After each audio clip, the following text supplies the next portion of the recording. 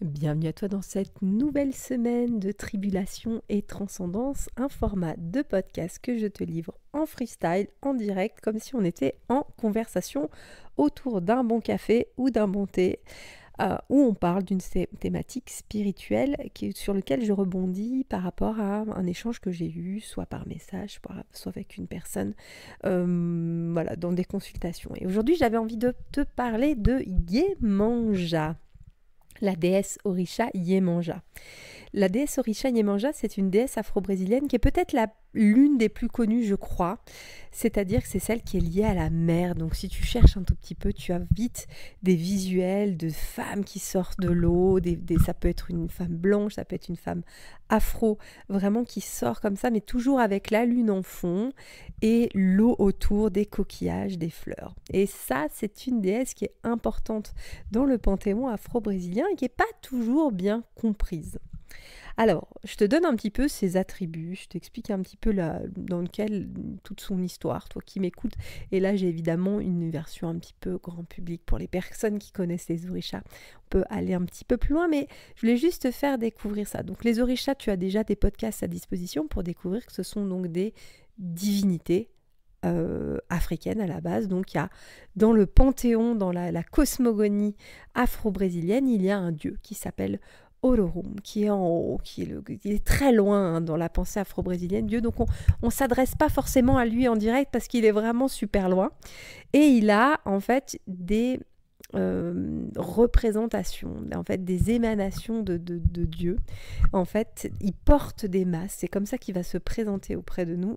Donc on voit différentes représentations de Dieu qui vont s'appeler Orisha et qui ont créé dans la genèse du monde, selon l'approche afro-brésilienne, il y a une genèse du monde dans la vision et c'est les Orishas qui ont créé notre monde.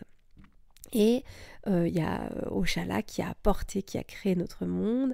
Il y a Yansa qui a porté le mouvement des planètes, qui a apporté la danse, qui a porté le mouvement. Il y a Oshun, la déesse Oshun qui a porté les couleurs. Et il y a Yemanja qui a porté le mouvement, mais sous forme de la giration, c'est-à-dire de forme circulaire. Et elle va nous apporter le cycle de la vie, le cycle des saisons, le cycle lunaire, le cycle des femmes en fait. Elle apporte cette notion d'année, de cycle, donc le mouvement en cercle. Et donc évidemment, elle va être très liée à la lune, aux phases de la lune, et dans la cosmogonie, comme dans beaucoup de traditions, la lune est associée à l'énergie féminine, et Yemanja est une déesse féminine, et elle va aussi être la déesse de la gestation, vraiment du fait de porter un enfant et de devenir mère. C'est aussi la divinité maternelle par excellence. C'est-à-dire que c'est Yemanja qu'on va invoquer si on veut tomber enceinte, et c'est Yemanja qu'on va invoquer pour trouver de la force en tant que mère pour accompagner ses enfants, et c'est aussi elle qu'on va invoquer pour protéger ses enfants. Donc c'est une déesse comme ça très maternante, c'est-à-dire que dans le syncrétisme, dans la vision, dans le syncrétisme qui est le fait d'avoir une représentation chrétienne de cette déesse africaine, la représentation est la Vierge à l'enfant, la Vierge Marie, vraiment Marie avec un enfant dans les bras.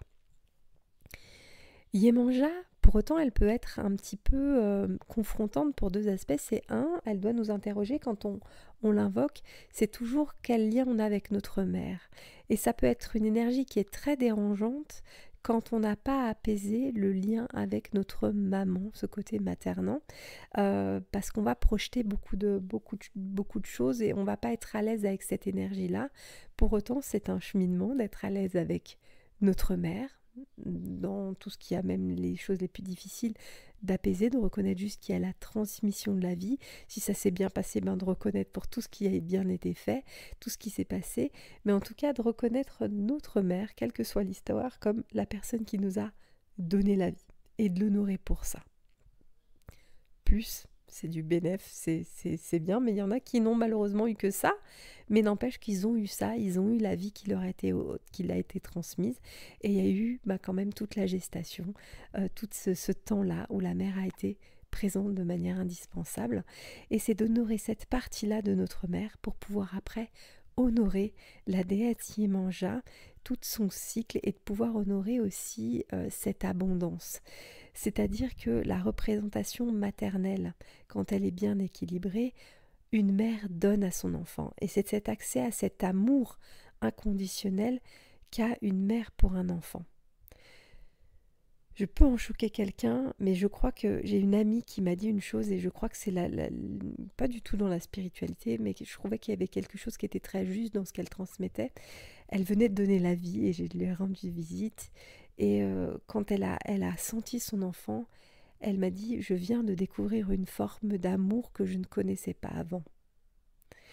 Et aimer son enfant, je crois, aimer un enfant quand c'est le sien, quand c'est viscéral, quand c'est dans ses tripes. Et je parle aussi par l'adoption, hein. C'est pas que par la voie de l'accouchement, hein, mais Yemanja va aussi accompagner les enfants adoptés. Mais à un moment, quand on est garant spirituellement d'un enfant, qu'on est garant de son cheminement, de son éducation, qu'on prend en charge cet enfant, il y a quelque chose de viscéral qui se crée, d'un amour viscéral, qu'on ne retrouvera dans aucune autre relation, c'est-à-dire on l'a pas, c'est pas l'amour. Yemanja, c'est pas l'amour qu'on porte à son conjoint, quelle que soit la forme, hein, du couple, mais c'est pas cet amour-là. C'est l'amour viscéral, inconditionnel, qui fait que on sait que même si son enfant a fait les pires choses du monde, on est peut-être la personne où même si son enfant a été jugé coupable d'un meurtre en tant que maman, on peut accepter que son enfant soit coupable, mais on ira quand même lui rendre visite en prison. Ça ne veut pas dire que c'est un amour qui est déraisonnable, ça veut dire qu'on peut tout à fait accepter le jugement, mais quand même, on va rendre visite à son enfant. Et c'est cet amour viscéral qui fait que je crois que je peux parler à tous les moments, à toutes les mamans, le moment où on s'inquiète pour son enfant, quand on sent son enfant en danger et qu'il y a un truc qui vient du ventre, qui terrifie, de dire ce côté lionne qui va aller protéger son enfant envers et contre tout. Et c'est cet amour que Mère Yemanja va transmettre. Et c'est aussi... Et c'est ça pour lequel elle est à notre service, c'est aussi cet amour-là auquel on peut aller se connecter pour le recevoir. C'est-à-dire que justement quand c'est difficile, justement quand on n'a pas eu cette mère aimante, quand on n'a pas eu cette mère protectrice, quand on n'a pas eu cette mère lionne prête à se battre pour nous, coûte que coûte, et même malgré nos erreurs, même malgré le fait qu'on ne soit pas ce qui a été attendu de la personne, on peut se connecter à cet amour inconditionnel de Yemanja qui nous aime qui que nous soyons, qui nous aime quoi que nous fassions, qui nous aime juste parce que nous sommes. Et c'est rare de pouvoir se connecter à cet amour-là. Il est très rare, la personne... Je connais peu de gens dans mon entourage qui vont dire « Mais moi, j'ai des parents qui m'aiment comme ça. » Parce qu'il y a des histoires, parce qu'il y en a qui ont cette chance. Et bénissez, vraiment, honorez, remerciez vraiment des personnes qui ont des parents exceptionnels. Il y en a. Mais pour les autres, il y a cet amour-là qui est possible. Il est possible d'aller se prier, d'aller méditer et d'aller se connecter à Yemanja et d'aller juste se poser dans ses bras et peut-être pleurer tout ce qui a pleuré, d'aller se plaindre de tout ce qu'on peut se plaindre et d'être accueilli juste pour ça. Et Yemanja, ça va être ça, ça va être cette abondance, cette générosité. Et elle est donc liée à l'eau. Pourquoi ? Parce qu'elle est liée à cette abondance, à cette étendue, parce qu'elle est dans notre corps, on est constitué d'eau, donc elle est présente auprès de nous, elle est présente en nous, et elle est cette eau qui va fertiliser le monde. Elle est l'eau, Yemanja, et par contre, à la différence d'Oshun, qui est l'eau douce, l'eau des rivières, et elle, l'eau, Yemanja, est l'eau salée. Donc elle est la mer. Elle est cet univers subaquatique où il y a des millions de poissons qui vont nous permettre d'être alimentés pour ceux qui mangent du poisson. Donc elle va nous nourrir du travail de la pêche. Elle va protéger les pêcheurs dans leur travail qui est un travail difficile, qui est un travail dangereux.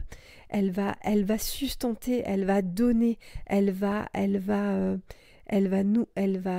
ouvrir ce monde aquatique rationnel qui est certes le monde des poissons, le monde, je connais pas tout le monde, j'imagine qu'il y a peut-être d'autres trucs que des poissons, il y a peut-être, on va dire, des crustacés, tout ce monde-là, qui est un monde tangible de notre réalité, qui va subvenir à l'équilibre de l'écosystème de notre monde, qui va subvenir à nos besoins en tant qu'humains, et elle va être aussi la gardienne du monde subaquatique spirituel, c'est-à-dire que dans le candomblé afro-brésilien, on croit au monde des sirènes, on va faire des offrandes aux sirènes. Il y a un monde sous notre monde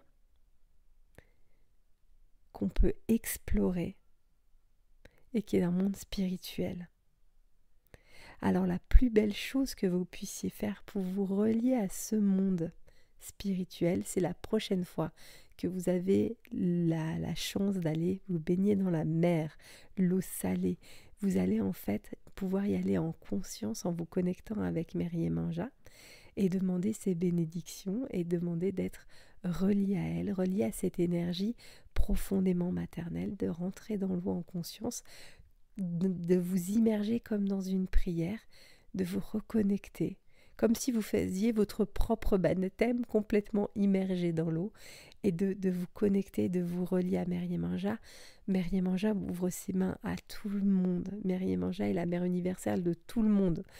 Même si c'est la culture afro-brésilienne, donc elle n'est pas que la mère du continent africain ou que des terres brésiliennes, elle est la mère que vous soyez blanc, que vous soyez de couleur de peau noire, que vous soyez rouge, vert, jaune, elle vous accueillera, que vous ayez, quelle que soit votre question de genre, qu'importe, Mère Yemanja accueille tout le monde, les bras grands ouverts, et elle réconforte tout un chacun. Donc je tenais à vous présenter cette déesse Orisha que j'affecte tout particulièrement, parce que je sais qu'à titre personnel, c'est vraiment celle que j'invoque dans des moments difficiles, quand j'ai besoin de réconfort, quand j'ai besoin de douceur, quand j'ai besoin de me déposer.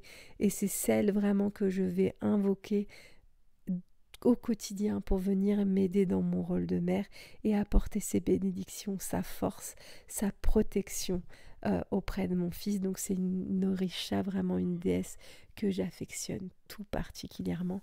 J'espère en tout cas que vous avez pu la découvrir et ressentir ses énergies, sa douceur. N'hésitez pas à aller la découvrir sur internet pour voir des images de ce qui est possible.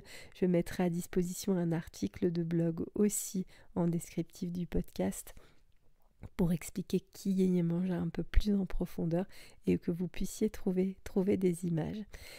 Si tu as apprécié ce podcast, si tu as aimé, si tu as envie de faire découvrir Mère Yemanja à d'autres personnes, n'hésite pas à partager ce podcast autour de toi.